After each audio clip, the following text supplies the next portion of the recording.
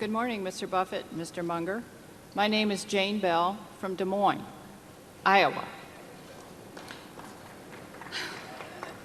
In response to an earlier question, you spoke of people being rich and very, very rich. It seems to me there's a difference between being rich and being wealthy. I assume you consider yourself to be both. Which is the more important to you? Well, I think we may ask you to define. I don't want to sound like President Clinton here too much, but we may ask you.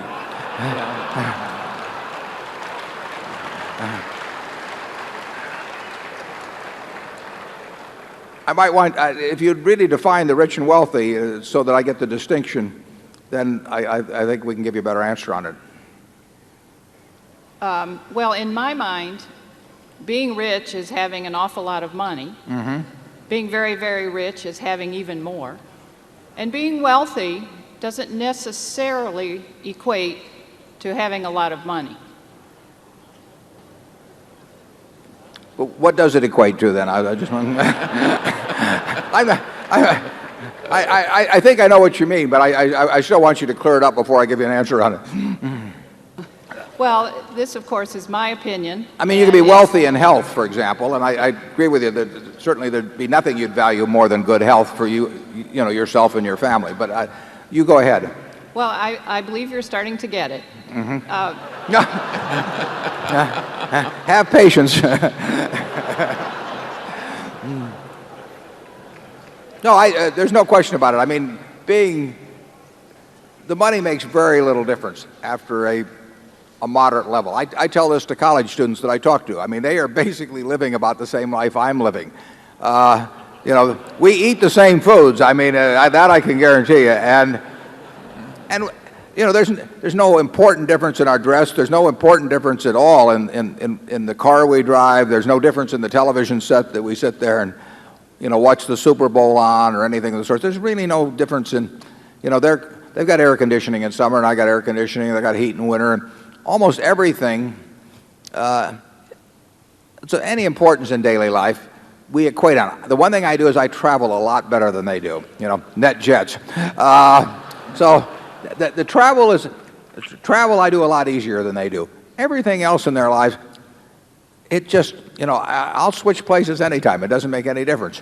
Then you get down to the things of health and who loves you. I mean, there's nothing, if you have a minimum level of, you want to have enough so that you eat 3 times a day and that you sleep in reasonably comfortable surroundings and so on. But everybody in this room has that, and yet some of the people, by the definition that you've given, are obviously much more wealthy than others, and it's not measured by their net worth if you define it that way. And I don't disagree with that definition. I might not use the term wealth in describing it, but I'd certainly maybe call it well-being or something of the sort. Charlie?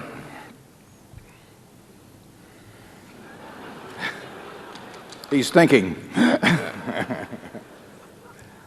Sure, there are a lot of things in life way more important than wealth. All that said, some people do get confused. I play golf with a man, he says, "What good is health? You can't buy money with it."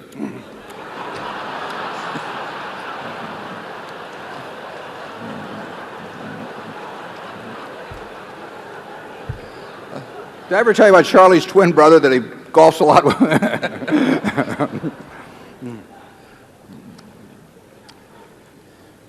No, I'll take health anytime, incidentally. Yeah. So will I.